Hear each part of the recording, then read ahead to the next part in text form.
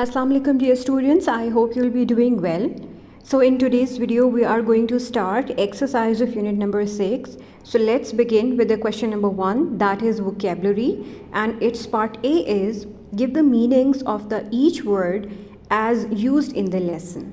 So these are the words meanings: primarily, originally, distinct, clear or prominent, aspects, viewpoints or sides, leisure, free time, auditory, relating to hearing, coverage, recording, reporting, luxury, comfort, facility. So question number 2 we have is, that is part B of vocabulary. Form a noun with each of the following words and use the nouns in sentences. So we are supposed to make the noun form of the verbs and then to use the noun in the sentences. First word we have is relevant. Its noun form is relevance. The thing has no relevance to me. Interested, interest. I have no interest in politics. Require, requirement. You cannot fulfill his requirements. Convenient, convenience. Please come at your earliest convenience. Effective, effectiveness. The question of its effectiveness has come under discussion. So the next question we have is comprehension. And in comprehension, we have part A, analysis of patterns of text organization. Choose the correct option. In paragraph number 1, the topic sentence is supported through facts, examples, or definitions. So the correct option is A, that is facts. Paragraph number 2 shows that watching news on television is, number A, not as convenient, number B, trouble-free, number C, more convenient than reading newspaper. So the correct option is option A, that is not as convenient. The key idea of paragraph number 4 is option C, that is television viewing is more convenient than reading newspaper. Next is paragraph number 5. Option B is the right answer. That is, gives arguments in favor of newspaper. Television news is like having a fast food meal, whereas reading newspapers is like having a 10-course dinner. The sentence is an example of option B is the right answer. So option B is simile. Paragraph number 6 concludes that option A is the correct answer, which is we should use both mediums of information. So the next part we have is read the text again and put information from the text into graphic organizer showing comparison and contrast. Now here is the graphic organizer in which you are asked what is being compared and contrasted in the news in this lesson. So we know that television is compared and contrasted with newspapers. Now we are supposed to give 3 similarities and 3 differences. So let's talk about similarities first. Both newspapers and television present feedback of common people. Both cover national and international news, and both provide information and entertainment. Whereas differences, you have already studied in the unit that television requires us to sit at a certain place at a certain time to watch news. Newspaper can be read at any time and at any place. Newspapers give more and in-depth coverage while television broadcasts most updated news.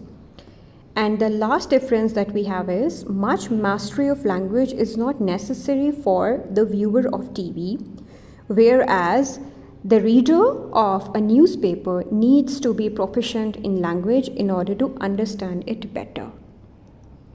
So this was the graphic organizer. So let's move towards our next question, that is grammar part. In grammar part, the first question is modal verbs. Now, what modal verbs are, we have already discussed it in the previous lecture. So let's have a quick look on it, that what modal verbs are. Modal verbs are the smaller words like auxiliary verbs that in connection with the verb give you a complete meaning.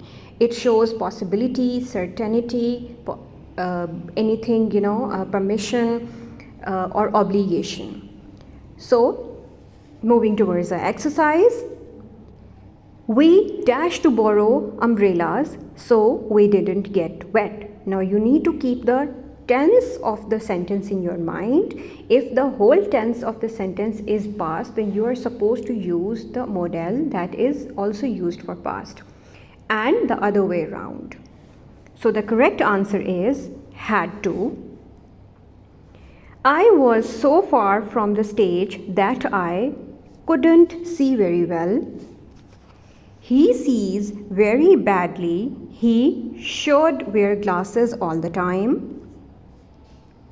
You must not drive fast. There is a speed limit here. We need not to drive fast. We have plenty of time.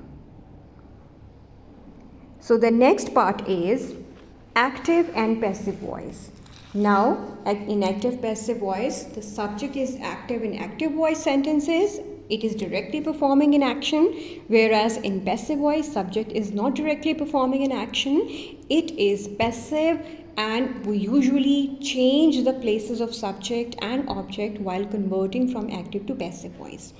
Now, we have to fill in the blanks using only passive form of these sentences. A letter dash by SN, we have used the verb write in present continuous passive form. So how can we do it? A letter is being written by Ehsan. The words are explained by the teacher today. This road is already closed because of snow. The dishes are not being washed by my brother.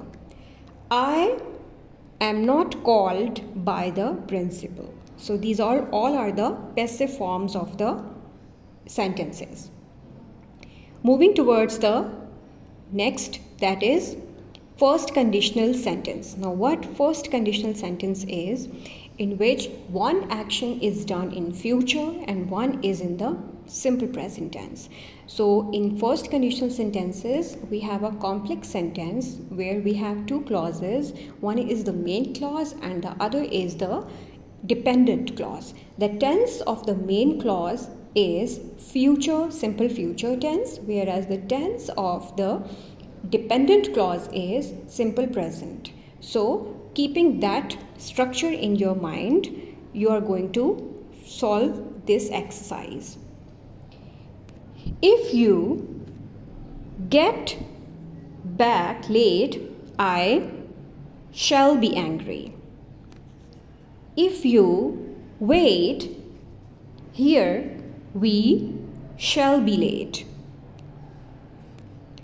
Next is, if we go on holiday this summer, we shall go to the zoo. The next is, if the weather does not improve, we shall not have a picnic. They will go to the party if they are invited. So this was it for this exercise. Moving towards the next one. That is silent letters. Now, in many English words, you will come across some letters that are spelled but not pronounced. So, there is a long list of common silent letters present in your book on page number 75. So we are moving towards the exercise in which you are asked to read paragraph number 5 and find words that contain silent letters. So these are the words, for example, although, in which G is not pronounced, H is not pronounced. In give, we have E is not pronounced, coverage, column, N is not pronounced, and more, E is not pronounced. So these are the silent letters. The next is the activity that is done in the groups. When you'll come to school, we'll also talk about the activity as well. So that is it for today, dear students. Hope you would have understood today's lecture. So till the next time, take care of yourselves and Allah Hafiz.